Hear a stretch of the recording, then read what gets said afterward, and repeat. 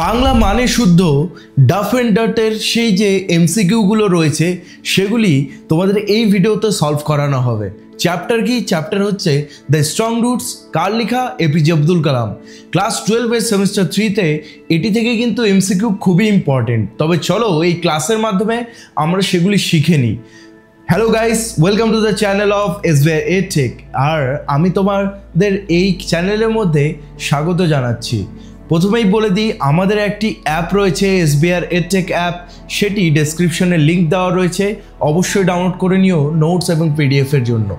তো প্রথমেই আমরা শুরু করে নিই যে স্ট্রং রুটসের সেই কী ইম্পর্টেন্ট সেই এমসিকিউগুলো রয়েছে ডাফ অ্যান্ড ডার্ট ফেমাস সেই এমসিকিউ এর প্র্যাকটিস পেপার বুক থেকে। তো প্রথমেই দেখে নিই যে strong roots was written by, এই যে দেখো এখানে অনেক কনফিউজিং থাকে, অনেকে বলবে এপিজে সামনেই পেয়ে গেছি এটাই অ্যান্সার হবে, কিন্তু এপিজে আব্দুল জব্বার আছে এখানে, এটা কিন্তু অ্যাকচুয়াল অ্যান্সার নয়। জয়নুল আবেদিন ওর বাবার নাম ছিল, একদমই না, এপিজে আব্দুল কালাম, এটি হয়ে গেল অ্যাকচুয়াল অ্যান্সার। তাহলে বুঝতে পারছি যে এমসিকিউ কিন্তু একটু কনফিউজিং আসতে পারে, তো খেয়াল রাখবে অবশ্যই। তারপরে কি দেখতে পাচ্ছি, strong roots is an extraction portion from, মানে স্ট্রং রুটসটা কোথার থেকে নেওয়া হয়েছে, কোন বুক থেকে নেওয়া হয়েছে, সেটি হলো উইংস অফ ফায়ার। বাকি কটা হবে না, যদিও ইগনাইটেড মাইন্ডস যে আছে সেটা এপিজে আব্দুল কালামের লেখা, এবং বাকি দুটো বই যে রয়েছে ওটাও হয়তো এপিজে আব্দুল কালাম, যাই না ওটা হয়তো অত ফেমাস নেই।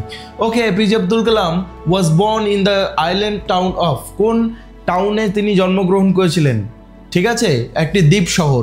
সাবরমতী না, চেন্নাইও বলা হয়নি, কোভালমও বলা হয়নি, বলা হয়েছিল রামেশ্বরম। রামেশ্বরম দ্বীপে তিনি জন্মগ্রহণ করেছিলেন, দ্বীপের শহরে।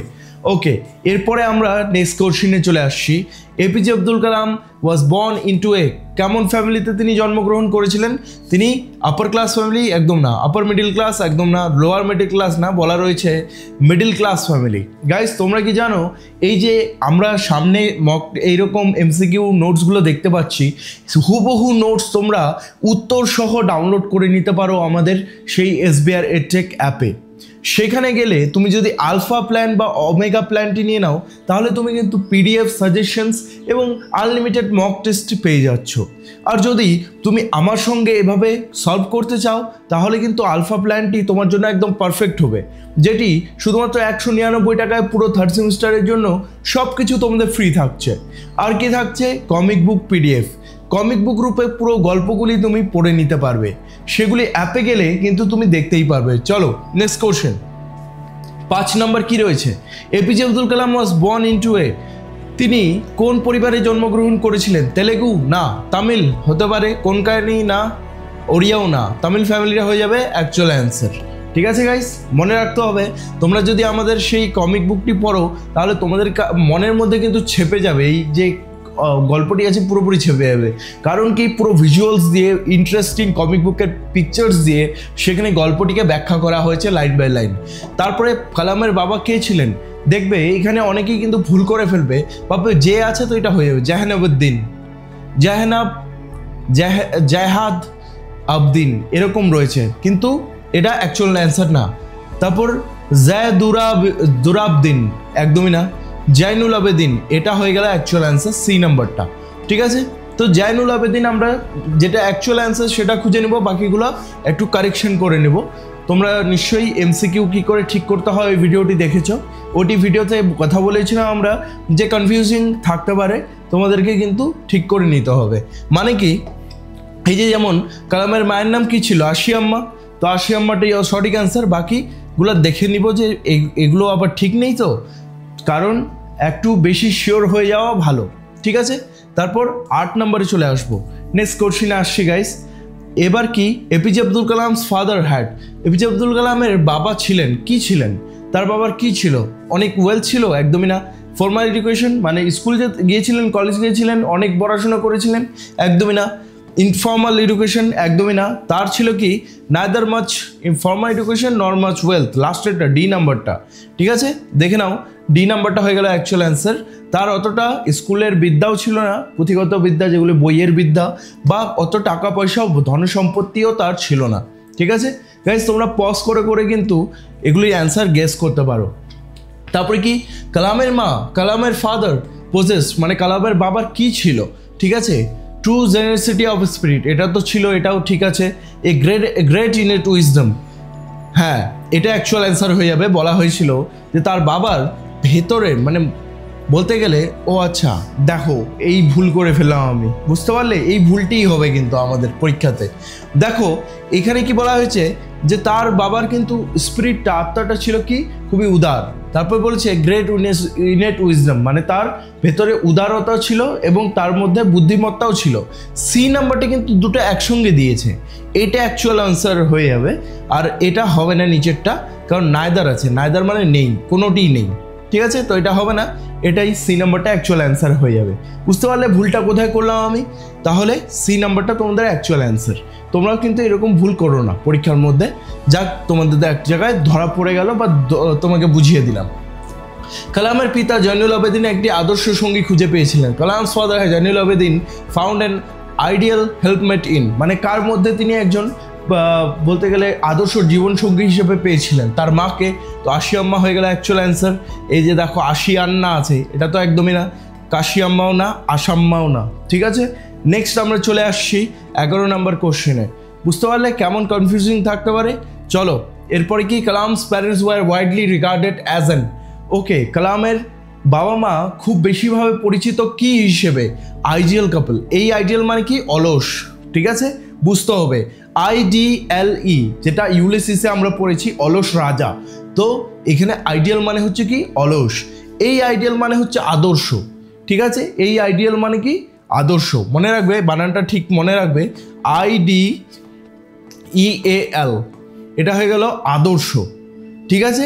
যখনই দেখবি EA কথাটা রয়েছে, লাস্টে এল রয়েছে, ওটা হচ্ছে আদর্শ বোঝায়, ঠিক আছে, আদর্শ জীবনসঙ্গী, দুজনেই ভালো একজন কাপল ছিলেন। তো বি নাম্বারটা হয়ে গেল অ্যাকচুয়াল অ্যান্সার, বিটা হচ্ছে আমাদের সঠিক অ্যান্সার। চলে যাবো আমরা 12 নম্বরে। The British bestowed one of Kalam's mother forebears the title of, মানে তার মায়ের জীবনে, ঠিক আছে, মায়ের বংশধরদের মধ্যে একজনকে উপাধি দিয়েছিলেন ব্রিটিশরা। কি উপাধি দিয়েছিলেন? প্রথমে রয়েছে ব্রহ্মচার্য, একদমই না। তারপরে রয়েছে বাহাদুর, বাহাদুর ইজ দ্য অ্যাকচুয়াল অ্যান্সার, ঠিক আছে। নেক্সট আমরা নেক্সট কোশ্চেনে চলে আসছি, যেটি হয়ে গেল 13 নম্বর। কালামের প্যারেন্টস কেমন ছিলেন? ও আচ্ছা, কালামের প্যারেন্টস কারা ছিলেন? ঠিক আছে, প্রথমে রয়েছে জয়নুল আবেদিন আর শামিমা। শামিমা তো একদমই না, এটা জারুল আবদিন আছে, আবার এটাও হবে না। জয়নুল আবেদিন অ্যান্ড আশিয়াম্মা, yes, C number is the real answer. তো এটা হয়ে গেল আমাদের অ্যাকচুয়াল অ্যান্সার, যে জয়নুল আবেদিন আর আশিয়াম্মা, তাহলে সি নাম্বারটা actual answer. Okay next, strong roots is a, strong roots একটা কি? শোনো এখানে বায়োগ্রাফি কি হবে, মানে স্ট্রং রুটসে অন্য কেউ APJ আব্দুল কালামের কথা বলেছেন, অন্য কেউ তার জীবন সম্পর্কে লিখেছেন, একদমই না। এই যে স্ট্রং রুটসটা নিজে APJ আব্দুল কালাম নিজে লিখেছেন, তো নিজের কাহিনী যখন বলা হয় ওটা অটোবায়োগ্রাফি বলা হয়, ঠিক আছে। অটোবায়োগ্রাফি মানে নিজের কাহিনী বলা, স্টোরি আর এটা হবে না, obituary. Next, Kalam's parents war, কালামের বাবা মা দেখতে কেমন ছিলেন? টল অ্যান্ড ডার্ক, নো, বলা হয়েছে টল অ্যান্ড হ্যান্ডসাম। বইয়ের মধ্যে টল অ্যান্ড হ্যান্ডসাম বলা হয়েছে। যারা কমিক বুকটা পড়েছো তাদের কাছে কিন্তু খুবই সহজ হয়ে গেছে এগুলো। তোমরা অবশ্যই আমাদের সেই অ্যাপটি ডাউনলোড করো ডেসক্রিপশন থেকে, এবং সেখানে শুধু comic book and PDFs, notes আর সাজেশন পেতে হলে 99 টাকার ওমেগা প্ল্যানটি নিয়ে নাও, যেটি পুরো 3rd সেমিস্টারের জন্য পুরোপুরি ফ্রি থাকছে। তোমাদের সব কিছু তোমরা পেয়ে যাচ্ছ। শুধু আলফা প্ল্যান নিলে তোমরা extra grammar classes and premium এই সলভিং ভিডিওসগুলো পেয়ে যাচ্ছ, আর প্রিমিয়াম ক্লাসেস পাচ্ছ। তোমাদের শুধু যদি নোটস দরকার, PDFs দরকার, সাজেশন দরকার, ওমেগা ব্যাচটি তোমাদের জন্য best. Okay, in his childhood Kalam lived in their, মানে শৈশবে কালাম কোথায় থাকতেন? কটেজে না, নিউলি বিল্ড হাউস মানে নতুন বাড়িতে, একদমই না। এনশিয়েন্ট বিল্ডিং, হ্যাঁ এইটা একটা হতে পারে, বা অ্যানসেস্ট্রাল হাউস। কোনটা বেশি সঠিক? অ্যানসেস্ট্রাল হাউসটা বেশি সঠিক, ঠিক আছে, কারণ বলাই হয়েছিল তিনি পূর্বপুরুষের বাড়িতে থাকতেন। এনশিয়েন্ট বিল্ডিং মানে হচ্ছে পুরনো বাড়ি, ঠিক আছে, না, তিনি পূর্বপুরুষদের বাড়িতে থাকতেন। পুরনো বাড়ি হতে পারে, কিন্তু এটা বেশি সঠিক যে পূর্বপুরুষদের বাড়িতে থাকতেন, মানে দাদু দিদা বা তারও দাদু দিদার বাড়িতে। ওকে, কালামের পৈতৃক বাড়িটি ছিল, দ্য অ্যানসেস্ট্রাল হাউস অফ কালাম ওয়াজ, ঠিক আছে। পৈতৃক বাড়িটি কেমন ছিল? ফেয়ারলি লার্জ পাক্কা হাউস, এটা হতে পারে। ফেয়ারলি লার্জ গ্রিন হাউস, না। A newly built small house, no.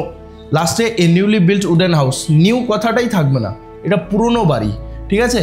তো এটাও ক্যান্সেল, এটাও ক্যান্সেল। আর লার্জ গ্রিন কথাটার জন্য আমি কেটে দিলাম যে গ্রিন ছিল না, বলা ছিল একটা পাকা বড় বাড়ি, ঠিক আছে? একটা পাকা বড় বাড়ি। এরপর 18 নম্বরে আমরা চলে আসছি কি the ancestral house of the Kalam was built, সেই যে পুরনো পূর্বপুরুষীয় বাড়িটি তৈরি হয়েছিল কি দিয়ে হয়েছিল, কখন হয়েছিল? আচ্ছা, এখানে কখন বলা হয়েছে? In the beginning of 19th century, in the middle of 19th century, in the early of 19th century, in the late of 19th century।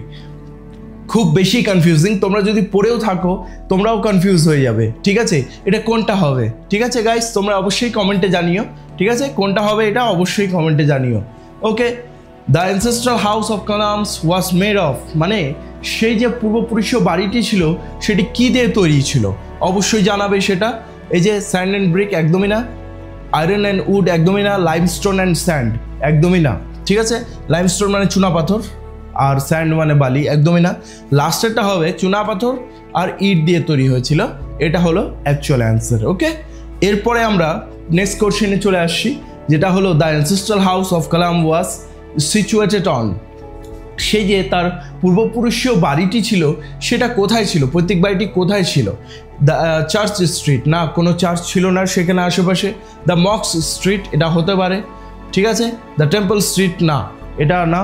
Okay, the park street বলে তো কোনো কথাই নেই, এটা কলকাতা না। ওকে, তো কি হলো এটা? The Mox street in Rameswaram, মানে রামেশ্বরম শহরের মসজিদের রাস্তাতে তাদের বাড়িটি ছিল, ঠিক আছে?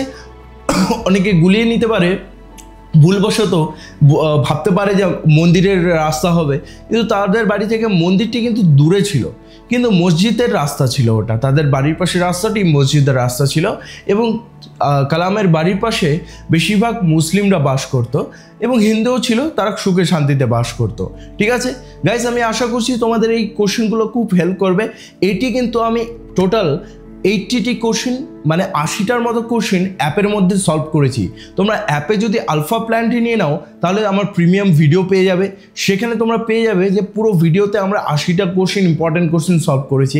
অ্যাপে কিন্তু এনরোল হতে অবশ্যই ভুলে যেও না, সেখানে আলফা ব্যাচের মধ্যে গেলে তোমার প্রিমিয়াম ভিডিওটি পেয়ে যাবে। আর শুধু যদি এই নোটটি দরকার হয় তাহলে তোমরা ওমেগা ব্যাচও নিতে পারো। আলফা ব্যাচের মধ্যে ভিডিও, নোটস সব থাকবে, ওমেগা ব্যাচের মধ্যে শুধু নোটস আর পিডিএফ অ্যান্ড সাজেশনগুলো পেয়ে যাবে। আর কি, সঙ্গে কমিক বুক কিন্তু দুটো প্ল্যানের মধ্যেই তোমরা পাচ্ছ, 99 টাকা আর 199 টাকা। গাইস, খুবই একদমই জলের দরে আমি এই তোমাদের এত কিছু নোটস অ্যান্ড পিডিএফ দিচ্ছি, যেটি কিন্তু বলতে গেলে যদি থার্ড সেমিস্টারে আমরা ধরি যে 180টি দিন রয়েছে, 180টি দিনে আলফা ব্যাচ মাত্র 1.5 টাকা দিন পড়ছে, আর এই ওমেগা ব্যাচ যে রয়েছে 0.5, মানে হচ্ছে 50 পয়সা করে পড়ছে। তো গাইস, আমি আশা করছি তোমাদের এই ভিডিওগুলি খুবই কাজে লাগবে এবং অবশ্যই আমি তোমাদেরকে অ্যাপের মধ্যে দেখতে চাই। See you soon guys.